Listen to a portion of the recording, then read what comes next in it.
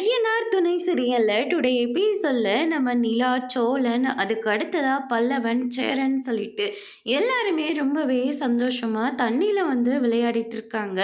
அதுக்கு அடுத்ததா சேரன் இருந்துட்டு நம்ம சோழனும் நிலாவும் கை கோத்துக்கிட்டு தண்ணியில விளையாடிட்டு இருக்கிறத பார்த்த உடனே ரொம்பவே சந்தோஷப்படுறாங்க. பல்லவன வந்து வாடா போலாம் அப்படின்னு சொல்லிட்டு கூப்பிடுறாங்க. அண்ணன் இன்னும் கொஞ்ச நேரம் நம்ம இங்கே விளையாடலான்னு. அதான் அண்ணி எல்லாம் கூட இருக்காங்கல்ல அப்படின்ற மாதிரி சொல்கிறாங்க. அவங்க 2 பேரும் தனியாக இருக்கட்டும், கொஞ்ச நேரம் பேசிகிட்டு இருக்கட்டும், நாம் இருந்து அவங்கள டிஸ்டர்ப் பண்ண வேண்டாம் அப்படின்ற மாதிரி வந்து சொல்லிடுறாங்க. அதுக்கு அடுத்ததாக சரிங்க என்ன அப்படின்னு சொல்லிட்டு அங்கே போயிட்டு உட்காந்துட்ருக்காங்க. என்ன ஏதாச்சும் சாப்பிட்றியா அப்படின்னு சொல்லிட்டு பல்லவன் வந்து கேட்கவும் ஆப்பிள் மட்டும் கொஞ்சமாக கட் பண்ணி தாங்கண்ணே அப்படின்ற மாதிரி வந்து சொல்லிடுறாங்க. அதுக்கு அடுத்து தான் இந்த பக்கம் நம்ம சோழன் இருந்துட்டு ஏங்க கொஞ்ச நேரம் நம்ம அந்த சைட் போகலாமா, இந்த பக்கம் அலை ரொம்ப அடிக்குது அப்படின்ற மாதிரி சொன்ன உடனே ஆமாம்மா என் ட்ரெஸ்ஸு ஃபுல்லாகவே நனைஞ்சிடும் போல இருக்குது, அதனால நம்ம அந்த பக்கமே போயிடலாம் அப்படின்னு சொல்லிட்டு அவங்கள விட்டு கொஞ்சம் தூரமாக போயிடுறாங்க. அதுக்கு அடுத்து தான் அவங்க ரொம்பவே சந்தோஷமாக விளையாடிட்டு இருக்காங்க. சரி ரொம்ப கால் வலிக்குதுங்க, கொஞ்ச நேரம் உட்காந்து ரெஸ்ட் எடுத்துட்டு அதுக்கப்புறம் வேணா விளையாடலாமே அப்படின்னு சொல்லிட்டு முடிவெடுக்கிறாங்க. சரிங்க அப்படின்னு சொல்லிட்டு அவங்க உட்காந்து பேசிகிட்டு இருக்காங்க. ஃபோனை வந்து பார்த்துட்டு இருக்காரு நம்ம சோழன். கொஞ்ச நேரத்துக்கு முன்னாடி முன்னாடி தான் இந்த வீடியோஸ் எல்லாம் போட்டேன், அதுக்குள்ளே பாருங்கள் 1 மில்லியன் வியூஸ்க்கு மேலே போயிருக்கு. அதே மாதிரி நல்ல கப்பல், சூப்பர் கப்பல், இப்படியே சந்தோஷமாக இருங்கன்னு சொல்லி எத்தனை கமெண்ட்ஸ் போட்டிருக்காங்க, வேணா நீங்களே பாருங்க அப்படின்ற மாதிரி சொல்லி ஃபோனை வந்து கொடுக்குறாங்க. நிலா பார்த்த உடனே ஆமாம்மா இப்படியெல்லாம் வேறு கமெண்ட் பண்ணியிருக்காங்க, ரொம்ப நல்லா தான் இருக்குது, ஆமாம் ஃபாலோவர்ஸ் எல்லாம் நிறைய பேர் இருப்பாங்க போல இருக்குது அப்படின்னு சொல்லிட்டு நம்ம நிலா வந்து ரொம்பவே சந்தோஷமாக வந்து பேசிகிட்டு இருக்காங்க. அதுக்கு அடுத்து தான் நம்ம நடேசனை 2 போலீஸ்காரங்க வந்து அரெஸ்ட் பண்ணி கூட்டிகிட்டு வராங்க. என்னடா இது, அப்பாவை கூட்டிகிட்டு வராங்க. சார் என்னாச்சு சார், இவர் தான் என்னுடைய அப்பா, ஃபேமிலியாக எல்லாரும் வந்திருக்கோம், என்னாச்சு அப்படின்னு சொல்லிட்டு கேட்கவும் பப்ளிக் பிளேஸில் இப்படி உட்காந்து தண்ணி அடிச்சிட்டு இருக்காங்க, இவங்கள பிடிச்சிட்டு போகிறோம் அப்படின்ற மாதிரி சொல்கிறாங்க. சார் சார் தெரியாமல் பண்ணிட்டாரு விட்டுருங்க அப்படின்ற மாதிரி கெஞ்சுறாங்க. அதுக்கு அடுத்து தான் நிலாவும் சோழனும் பார்த்த உடனே வாங்க போகலாம் அப்படின்னு சொல்லிட்டு நிலா வந்து கூப்பிட்றாங்க. கொஞ்ச நேரம் கூட நிம்மதியை விடவே மாட்டேன்றாங்க அப்படின்னு சொல்லிட்டு சோழன் ஒரு பக்கம் ரொம்பவே டென்ஷன் ஆகுறாரு. அதுக்கடுத்து தான் என்னாச்சுன்னு அப்படின்னு சொல்லிட்டு கேட்கவும் நடந்த எல்லா விஷயத்தையும் போலீஸ்காரர் வந்து சொல்கிறாங்க.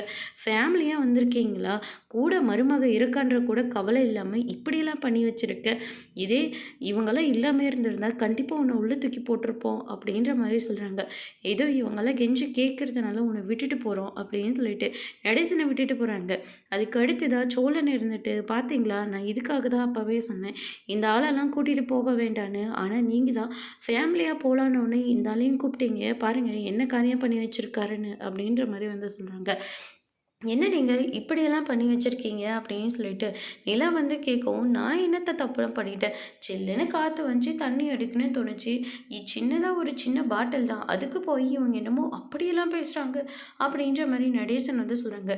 செய்கிறது தப்புன்னு கூட உங்களுக்கெல்லாம் தெரியல, இவங்களாம் வேண்டான்னு சொன்னாங்க, ஆனால் நான் உங்களை கூட்டிகிட்டு வந்தேன், எல்லாரும் குடும்பமாக போகும்போது நீங்கள் மட்டும் வீட்டில் எப்படி இருப்பீங்க அப்படின்னு சொல்லிட்டு தான் நான் கூட்டிகிட்டு, ஆனால் இவங்க வந்து இப்படியெல்லாம் நடந்துக்கிறீங்க அப்படின்னு சொல்லிட்டு நிலா வந்து ரொம்பவே கோபப்படுறாங்க. ட்ரிப்பே இப்போ மோசமாக போயிடுச்சு அப்படின்னு சொல்லிட்டு வீட்டுக்கெல்லாம் வருவாங்க.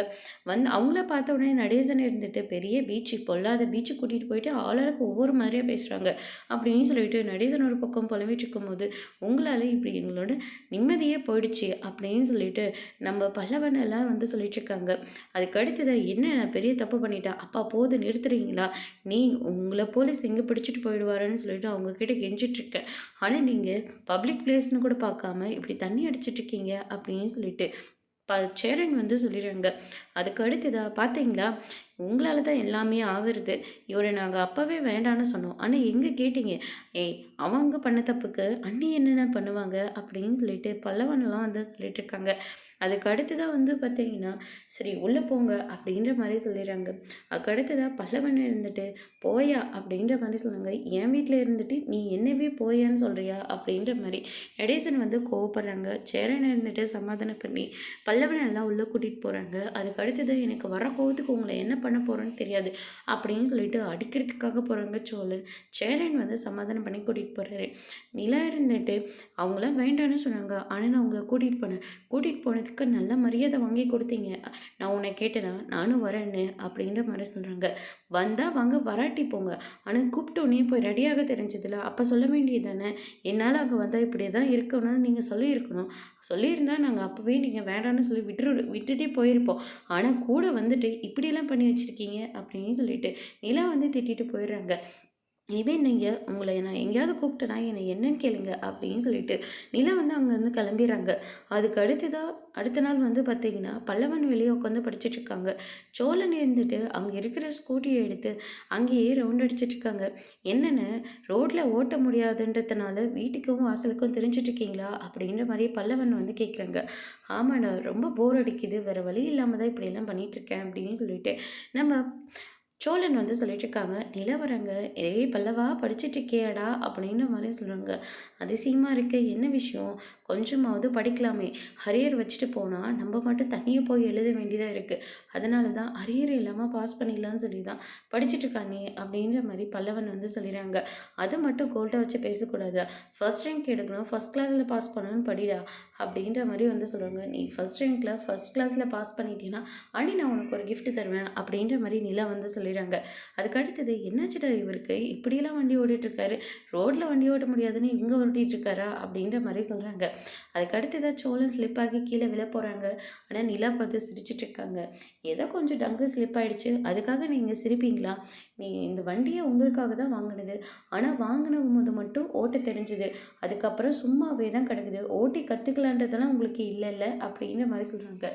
லைசன்ஸ் மட்டும் வரட்டும், அதுக்கப்புறம் எப்படி ஓட்டுன்னு மட்டும் பாருங்கள். அந்த லைசன்ஸ் வாங்குறதுக்கும் நீங்கள் ஓட்டி தான் ஆகணும். ஆனால் உங்களுக்கு தான் ஓட்ட தெரியாது. எனக்கு ஓட்ட தெரியாதா? ஆமாம், உங்களுக்கு ஓட்ட தெரியாது. இப்போ நான் எப்படி ஓட்டுறேன்னு மட்டும் பாருங்கள் அப்படின்னு சொல்லிட்டு ஓட்டலான்னு சொல்லிட்டு வண்டி எடுக்கிறாங்க. அதுக்கு அடுத்து தான் நிலா வந்து ஸ்டாப் ஆகி நிற்கிறாங்க.